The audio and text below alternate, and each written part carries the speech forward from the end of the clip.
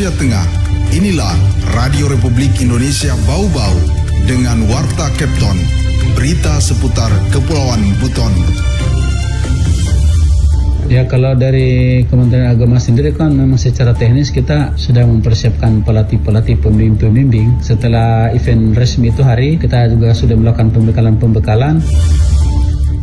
Posyandu itu kan 106 posyandu, terus yang sudah terdistribusi itu 144, jadi masih sekitar.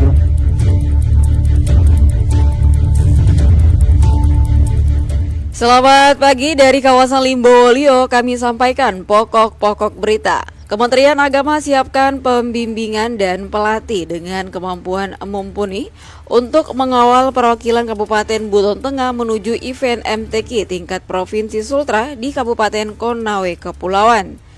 Pemerintah Kota Bau-Bau datangkan alat antropometri untuk deteksi kasus stunting di Posyandu. Inilah Warta Kepton pagi selengkapnya hari ini Rabu 1 Mei 2024 bersama saya Waode Sabaria.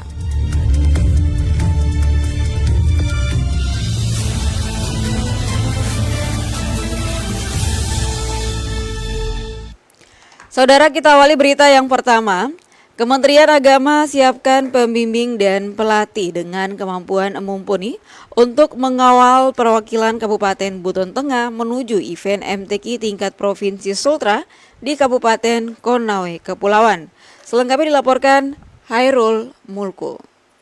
Ya, kalau dari Kementerian Agama sendiri kan memang secara teknis kita sudah mempersiapkan pelatih pembimbing. Setelah event resmi itu hari, kita juga sudah melakukan pembekalan. Pelaksana tugas Kepala Kantor Kementerian Agama Kabupaten Buton Tengah, Haji Mansur menyebut pihaknya akan mendukung penuh pemerintah daerah setempat menuju event Musabakat Tilawatil Quran MTQ tingkat Provinsi Sulawesi Tenggara tahun 2024. Event Syiar Islam terbesar tingkat Provinsi Sultra tahun 2024 itu akan dipusatkan di Kabupaten Konawe Utara. Bentuk dukungan dimaksud, kata Mansur, dengan menyiapkan pelatih yang memiliki kemampuan mumpuni untuk membimbing para peserta. Ya, kalau dari Kementerian Agama sendiri kan memang secara teknis kita sudah mempersiapkan pelatih pembimbing. Setelah event resmi itu hari, kita juga sudah melakukan pembekalan bagi mereka untuk bisa mempersiapkan diri dengan baik. Kita sudah siapkan juga pelatih yang mumpuni. Kebetulan juga pemerintah daerah sangat siap anggarannya. Lanjut Mansur melihat antusias dan kesiapan Pemda Buteng yang telah menyelenggarakan event MTQ tingkat kabupaten, pihaknya tidak akan menyia-nyiakan peluang yang telah diberikan pemerintah Kabupaten Buton Tengah tersebut. Mansur mengatakan dari sekira 48 jenis lomba yang akan dipertandingkan pada MTQ provinsi nanti, Kabupaten Buton Tengah hanya mengikuti 18 jenis lomba. Hal ini berdasarkan hasil dari MTQ tingkat kabupaten yang sudah diselenggarakan beberapa waktu lalu.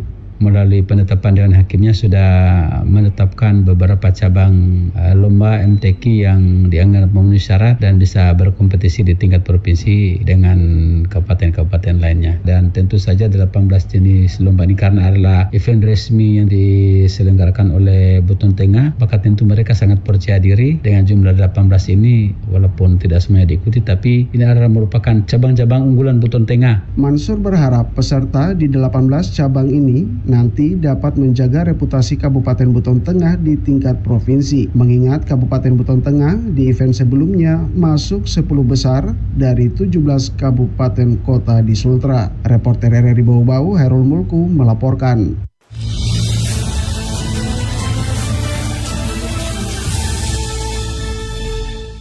Baik pendengar, kita ke berita berikutnya. Pemerintah Kota Bau-Bau datangkan alat antropometri untuk deteksi kasus stunting di Posyandu. Kini ada 166 posyandu sekota Bau-Bau resmi memiliki alat pengukur tinggi dan berat badan si kecil. Selengkapnya dilaporkan Waode Nurliani. Komitmen pemerintah Kota Bau-Bau dalam menggenjot penurunan angka stunting terus berlanjut dengan pemenuhan sarana dan prasarana di posyandu untuk mengukur berat dan tinggi badan balita secara akurat. Alat bernama antropometri ini sebelumnya pernah didistribusikan Dinas Kesehatan Kota Bau-Bau tepat setelah peringatan Hari Kesehatan Nasional Desember 2023. Namun saat itu hanya 144 posyandu yang mendapatkan bantuan alat ini. Selebihnya di atas 20 posyandu belum menerima karena keterbatasan jumlah. Kini Dinas Kesehatan mengklaim telah menerima tambahan antropometri sejumlah 22 unit dari Kementerian Kesehatan untuk melengkapi kekurangan tahun 2023 lalu. Sehingga 166 posyandu sekota Bau-Bau lengkap memiliki alat digital tersebut. Kepala Bidang Kesehatan Masyarakat Dinas Kesehatan Kota Bau-Bau Zainuddin menyebutkan alat ini akan digunakan para kader posyandu dalam mengukur berat dan tinggi badan balita secara akurat saat pelaksanaan posyandu bulanan untuk mendeteksi atau men-screening awal malnutrisi pada balita yang dikhawatirkan berujung pada kasus stunting. Posyandu itu kan 106 posyandu, terus yang sudah terdistribusi itu 144, jadi masih selisih sekitar 20. Itu kemarin sudah kita mintakan juga ke kementerian, kebetulan sudah didistribusikan yang sisanya 18 itu. Nah, cuman belum kita distribusikan ke puskesmas yang kurang, tapi sudah tiba kok kemarin ya, orang semua sudah memiliki. Cuma kan ada penambahan 2 posyandu barunya ini.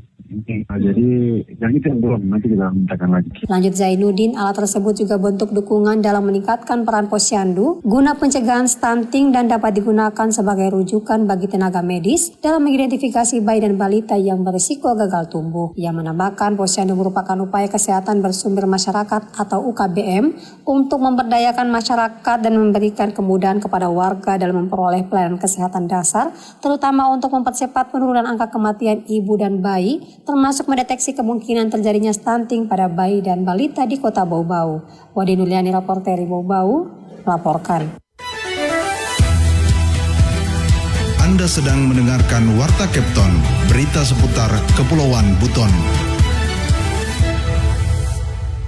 Baik pendengar, masih di Warta Kepton pagi dan kita ke berita lainnya. Kabupaten Wakatobi menjadi tuan rumah konferensi internasional tahunan Sibernet ke-15 digelar pada 30 April hingga 2 Mei 2024. Konferensi internasional Sibernet itu dibuka dengan resmi oleh staf ahli Gubernur Provinsi Sultra, bidang pemerintahan, hukum, dan politik Laude Fasikin dan dihadiri oleh 128 peserta, masing-masing di delegasi dari Kamboja, Malaysia, Filipina, Vietnam, Timur Leste, Jepang, Brunei Darussalam, dan Thailand termasuk Indonesia. Laude Fasikin mengatakan konferensi internasional tahunan Sibernet ini dapat dijadikan sebagai ajang menjalin kerjasama yang kuat antara lembaga pemerintah, non-pemerintah maupun semua pihak terhadap isu lingkungan dan pembangunan ekonomi sosial. Ia juga menambahkan, kegiatan ini memberikan harapan baru dalam menjaga keanekaragaman hayati dan mempromosikan kegiatan sosial ekonomi di wilayah cagar biosfer di Asia Tenggara. Di tempat yang sama, Bupati Wakatobi Haliana juga mengatakan konferensi internasional yang diselenggarakan saat ini sejalan dengan visi Kabupaten Wakatobi 2021-2026, yaitu Wakatobi menjadi Kabupaten Konservasi Maritim yang sentosa. Dalam kesempatan itu, Bupati juga mengajak seluruh peserta konferensi internasional Sibernet ke-15 untuk bersama-sama menangani isu lingkungan dunia tentang perubahan iklim, polusi, degradasi lingkungan, dan kehilangan keanekaragaman hayati.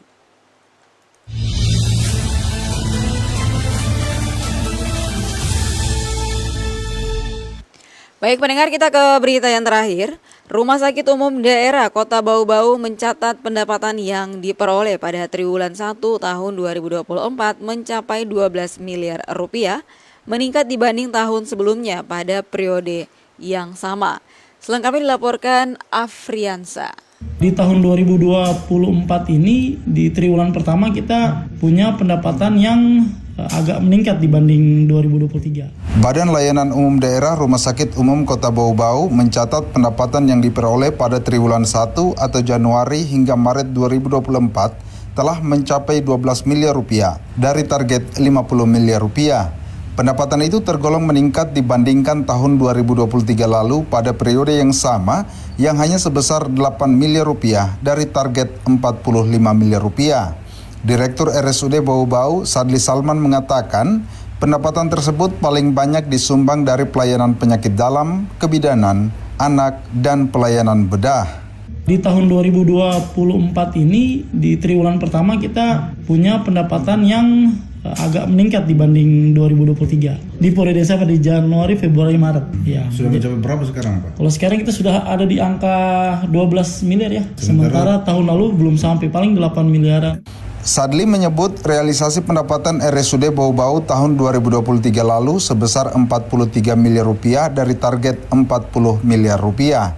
Pihaknya optimis tahun 2024 ini pendapatan bisa mencapai target 50 miliar rupiah. Kalau melihat tren sih moga-moga bisa Pak. Karena saat ini biasanya tahun-tahun lalu itu kita cuma sekitar 2 miliar sebulan. Sekarang kita bisa sampai 3 miliar, 3 miliar setengah. Ya, malah ada yang sempat 4 miliar ya. 4 miliar.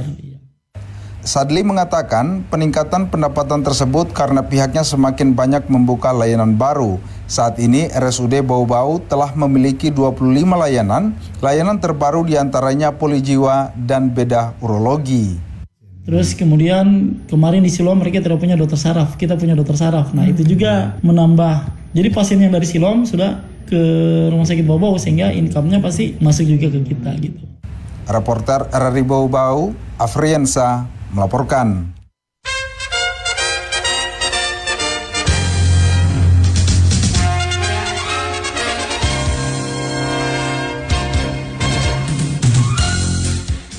Pendengar, sebelum kami akhiri kembali kami sampaikan pokok-pokok berita. Kementerian Agama siapkan pembimbing dan pelatih dengan kemampuan mumpuni untuk mengawal perwakilan Kabupaten Buton Tengah menuju event MTQ tingkat Provinsi Sultra di Kabupaten Konawe Kepulauan. Pemerintah Kota Bau-Bau datangkan alat antropometri untuk deteksi kasus stunting di Posyandu. Demikian Warta Kepton hari ini. Mewakili kerabat kerja yang bertugas, saya ucapkan selamat pagi.